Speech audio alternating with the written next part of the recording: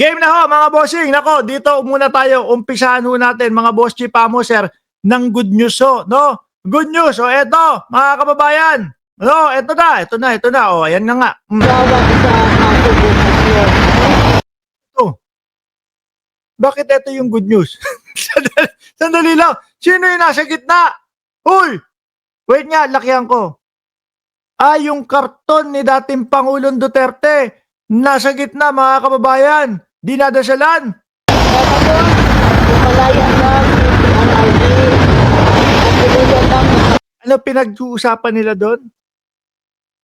Leron sinta, buko ng papaya, dalay buslo. Yun yata no? Di ba ganyan nung bata ako, ganyan ho yung laro namin Meron pa nga boom tiyaya, boom yeah. Di ba Chloe, Nigel? Di ba ganyan hawak-hawak kami ng mga kabataan namin? Tapos iikot kami, sasayaw ng cha-cha, ang saya-saya, boom tiyaya, boom yeah. Kaso yung nasa gitna ho, hindi makakalabas mga bossing. Ayun, nakakulong ho mga kababayan. At mukhang siguro ho, ang labas na niyan 10 taon ho mga bossing. Iyon ay kung mapapatunayan na hindi siya guilty. Pero po pagka ang naging hatol ay guilty mga bossing, sorry. Mukhang forever na dyan ang dating Pangulong Duterte. Di ba? Hindi, pakinggan natin, no? Susubukan natin pakinggan. Although maingay po yung mga dumadaang mga bus, dumadaang mga sasakyan sa background, pero sisikapin natin, no? Ipinagdadasal po yung taong hindi naniniwala sa Diyos, mga bossing. Okay? lahat ng mga tao. Ang buong sambayan ng Pilipino. Narinig ko, buong sambayan ng Pilipino. Araw-araw namin Maingay. Sabi buong sambayan ng Pilipino, dinamay na naman ho tayo mga kababayan. Sabi ni Nick Candido, kinausap ang karton ng DDS. Oo nga. Diba? Hanggang ngayon, yun, hindi kami nag-give up. Bigyan mo ko namin ang lakas para Hindi ko ho talaga maintindihan mga kababayan. Pero mga DDS, kayong apat, kung ilan man kayo, ano po, paano nyo kakausapin ng Panginoon? Paano nyo sasabihin na palayain nyo na po ito, tulungan nyo po kami makalabas si dating Pangulong Duterte? Kung yan mismong ipinagdarasal ninyo, hindi naniniwala sa Diyos. Di ho ba mga kababayan? Sige nga, parinig nga, baka may marinig kaming konti. para sa dulo pa kaya naman. Parang ginegera sila, gumaganon pa Hindi, ganito na lang, no? Parang total din naman, para kayo naglalaro dyan, turuan namin kayo nung kanta namin, nung kami ay nung kabataan namin. Paano ba umpisa nun? Nasaan ba si Jordan G? Nasaan ba si Jordan G? No? Yung, paano ba yun? Sasayaw. Ito. Sasara ang bulaklak. Di ba ganun yun? Next Adolf Hitler, si Rodrigo Roa Duterte, sabi ni Sir Noli Marquez, 1480. Oy, ayan, Jordan G, turuan mo nga ako, isang kanta lang, yung lyrics lang, yung,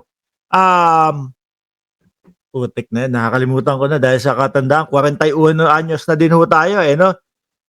Sasara ang bulaklak, bubuka ang bulaklak, sasayaw ang reyna, ang saya-saya. Tama ba? Boom tiyaya, boom yeah.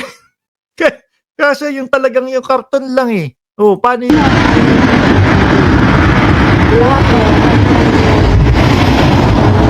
Wala ho talaga ako maintindihan. Basta ang alam ko lang ho, mga kababayan, ipinagdadasal nila yung taong hindi naniniwala sa Diyos, mga bossing. Okay? Siguro alisin na natin, mga kababayan. No? Alisin na ho natin. Pumunta na lang ho tayo doon sa good news, mga bossing. Wala akong maintindihan, hindi ko marinig Basta ang nakita ko, 4 na tao, 1, 2, 3, 4, pinalibutan yung karton na tatay nila, mga bossing. At siguro, wala, hindi na makakalabas yan. Alisin ko Ngayon no, mga kababayan, dumako tayo kay Pangulong Bongbong Marcos, mga bossing. Tingnan niyo po yung ating Pangulo na lagi pong binabash ng mga DDS, mga kababayan. Ito, ngayon lang ho itong balita na ito ha. Fresh na fresh ho ito, mga bossing.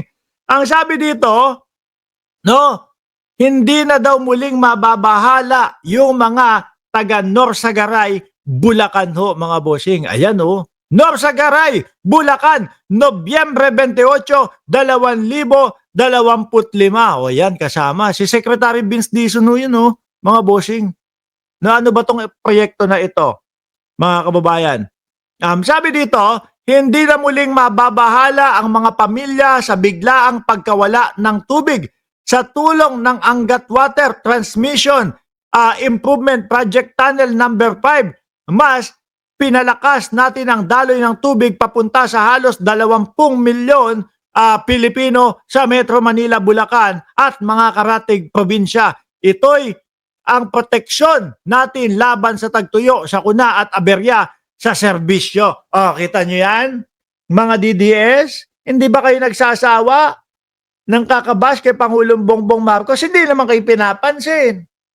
Diba? Sabi ni Joel Q ng Cereza Force, oh, live na live po tayo, boss, founder, no? Sabi ko nun, kagigising lang yan. Magilamos ka kaya muna, founder, bago ka pumadel. Oh, mga bossing, tingnan nyo po mga kababayan. Tuloy-tuloy po ang Pangulo, no? Para po doon sa ikabubuti ng mamamayang Pilipino, tuloy-tuloy po ang ating Pangulo para po sa ikagiginhawa ng ating mga kapwa Pilipino. Pero po ano ginagawa ng mga DDS? Wala. No? Panay ang pambabatikos, panay ang babas, at panay din ho, mga kababayan, yung tipo bang akala mo may nakakatawa doon sa ginagawa ng Pangulo, pinagtatawanan nila doon sa mga social media, pinagtatawanan nila doon sa mga comment section, pero tuloy lang po ang Pangulo. Diba? Kasi mga kababayan, kung ang gagawin ng ating presidente, ng ating Pangulo, puro lang po sagutin lang ho yung mga pambabatikos nila. Kung puro ganun lang ho, mga bossing, naku po, mauubos ang oras ng ating Pangulo kakasagot sa kanila. Sagutin yung sinasabi nilang what's this? Na PIDEA leak, sagutin yung mga lahat ng ibinato nila kay Pangulong Bongbong Marcos. Yan po ang makakapagpabagal lang sa usad ng ating bansa.